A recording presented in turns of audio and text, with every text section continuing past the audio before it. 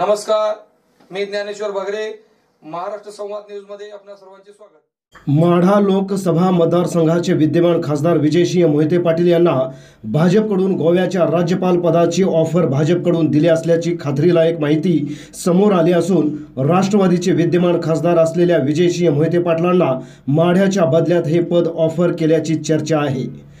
कालच माढ्याचा तिढा सुटला आहे। महायुतीनं भाजपमधून फलटण येथील युवा नेते रणजितसिंह नाईक निंबाळकर यांना माढा लोकसभेची उमेदवारी दिली आहे।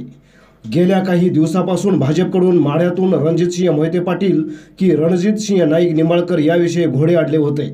काल भाजपचे केंद्रीय निवडणूक सचिव JP नड्डा यांनी भाजपची लोकसभेच्या उमेदवारांची 12वी यादी जाहीर करीत रणजितसिंह नाईक निंबाळकर यांना माढ्यातून उमेदवारी जाहीर केली आहे।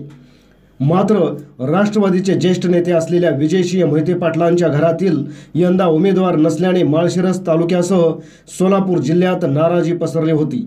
त्यामुळे भाजपा हायकमांडने विजयसिंह मोहिते पाटील यांचे पुनर्वसन करण्याचे ठरवले असून या निवडणुकीच्या निकालानंतर व आचारसंहिता संपताच खासदार विजयसिंह मोहिते पाटीलांची गोव्याच्या राज्यपाल पदाच्या निवडीची घोषणा केली जाणार आहे। मात्र माढा लोकसभा मतदारसंघातून रणजितसिंह नाईक निंबाळकर यांना निवडून आणण्यासाठी मोहिते पाटलांना जीवाचे रान करावे लागणार आहे।